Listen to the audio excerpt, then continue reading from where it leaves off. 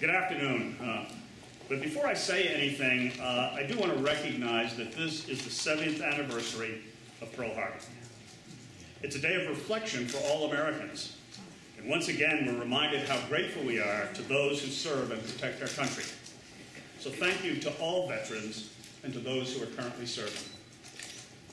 As I was walking into this building a little earlier today, I was reminded again how humbled I am to serve here on behalf of hardworking people in the state of Vermont, and how honored I've been to represent my friends and neighbors in Franklin County and Alberta. I was also very mindful of the hard work that lies ahead for Vermont, recovering from the worst natural disaster in recent memory, building a vibrant economy for today and the future, imagining a future where our children and our children's children can live, work, prosper in the state in which they were born. Speaking as a legislator, I'm fully aware of how difficult the upcoming session will be, and I take very seriously the trust that's been placed in me by the voters who sent me here. But I must also look forward to the challenges and to the opportunities that lie ahead for us. Today, I'm here to tell you that I am running for governor of the state of Vermont.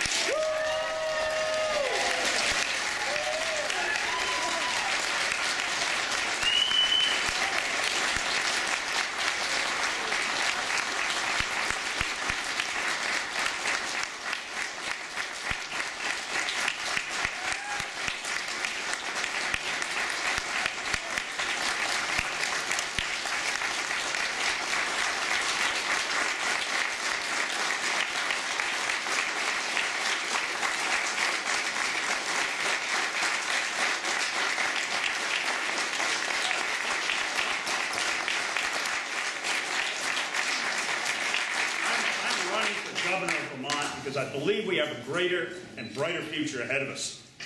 I'm running for governor of Vermont because I believe we need to put Vermonters first and create new and exciting opportunities for the people who live here. I'm running for governor of Vermont because I believe we need to adopt a pro-growth agenda and create a vibrant and creative economy that serves all Vermonters. I'm running for governor because I believe that this little state, filled with thousands of hardworking, independent, strong-willed people, can become an economic dynamo for New England and become the next great place to be. Most of all, I'm running for governor because I love Vermont. I love the people that work here, I love our spirit, I love our attitude. And to me, there would be no greater honor than to work on behalf of all Vermonters as your next governor.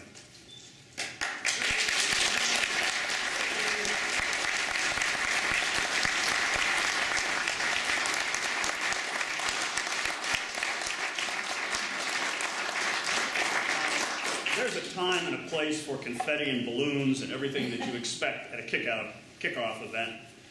But this is not that time and this is not that place. As I said before, there's a difficult legislative session right around the corner. And I was sent here by the people of Franklin County and Alberta to represent them in the Vermont State Senate.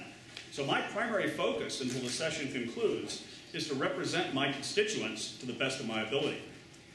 And after the session ends, well, that'll be the time for confetti and balloons.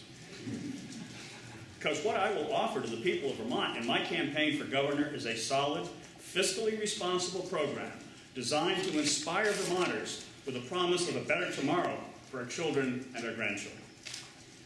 A few weeks ago, I was talking to a small group in Franklin County about the upcoming legislative session and about the challenges I see facing Vermont. And I was honest with them about those challenges, and above all else, what the people of this state need and expect is honesty. We're just coming out of the greatest natural disaster the state has seen in generations. We're recovering from it thanks to the Herculean efforts of hundreds of state and local workers, the talent of scores of private contractors, and the incredible initiative of thousands of Vermonters spontaneously helping their neighbors. It was such an important moment for Vermont. It was important because it proved who we really are. It showed the whole world just how tough Vermonters can be. We pulled together and we stood tall. And this tiny state will recover and be stronger, smarter, and better than ever. But as I said,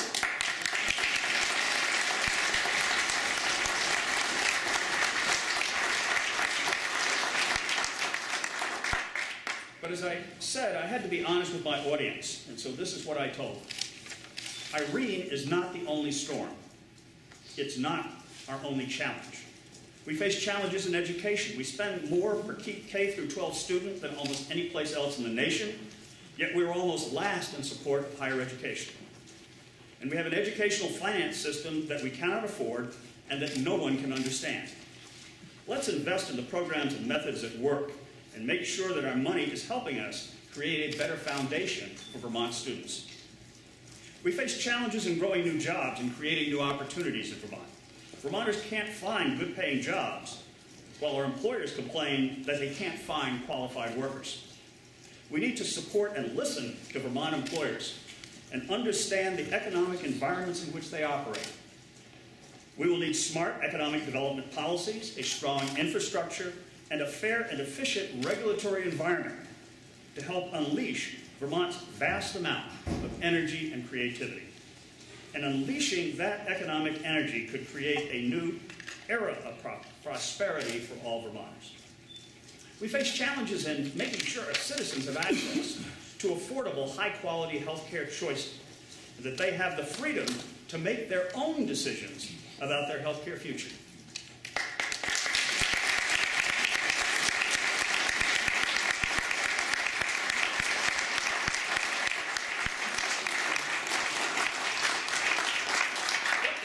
Administration has given us is the prospect of a utopian single-payer system.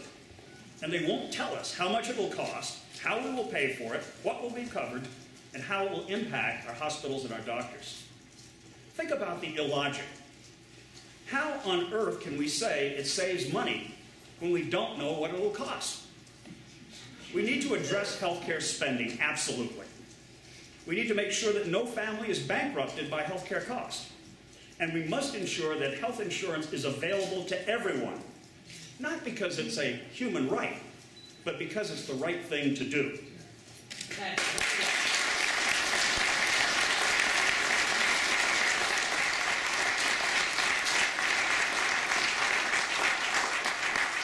And if people like their health care coverage, they should be able to keep it.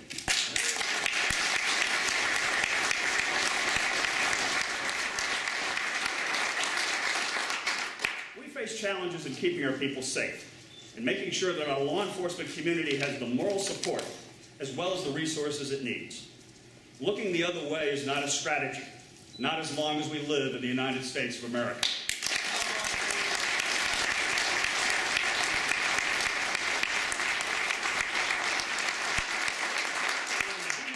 And so many other areas, I believe our present administration is falling short. They're good at politics. They're good at promising all things to all people. They're great at dealing with the press. But my experience tells me that Vermonters want more.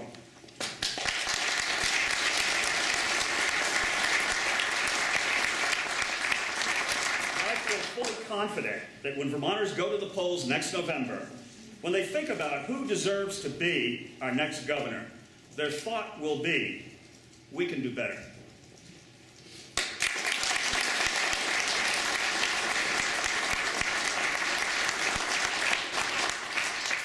I say that knowing full well that history is not on my side. No incumbent governor has been defeated in Vermont in half a century. Well, all I can say is it's about time.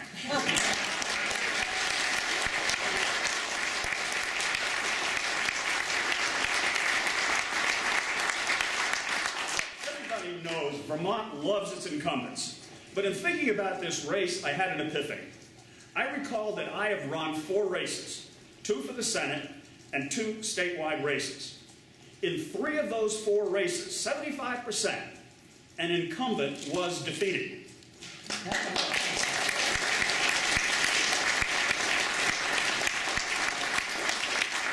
In one of those races, the incumbent was me. But incumbents are not invulnerable, especially when we have a governor who is so clearly on the wrong track.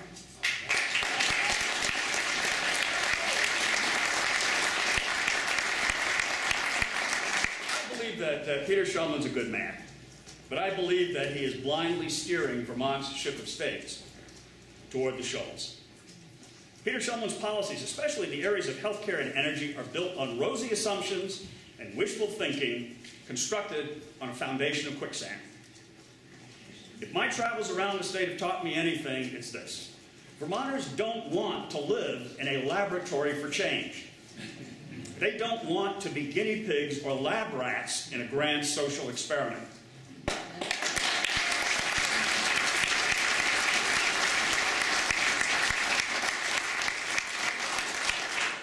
Simply want to have a fair shake, an honest shot at the opportunities that lie before them, and the ability to lead their lives the way they want to lead them.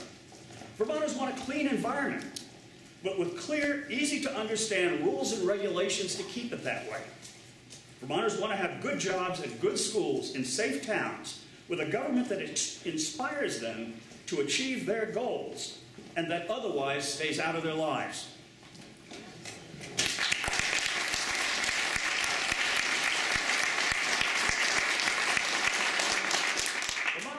Vermonters want a government that protects them from crooks and makes sure there's a level playing field in the marketplace. Vermonters want a government that does its job well. Vermonters want leaders that inspire and point the way to a better tomorrow. Vermonters want to believe that we can do better.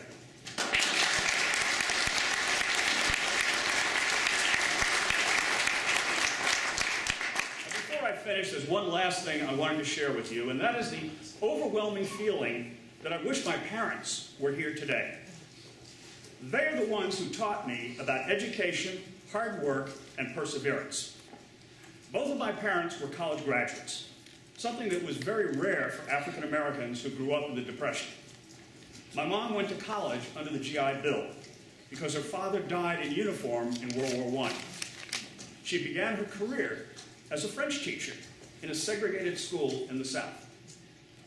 My dad, at a towering 5'7", believe it or not, got a basketball scholarship that paid for his college education. He served in the Army in Europe in World War II, and then went on to get a law degree also under the GI Bill. They instilled in me a belief in the importance of education as a pathway to the future. They taught me that if you work hard enough, there's nothing that you can't do.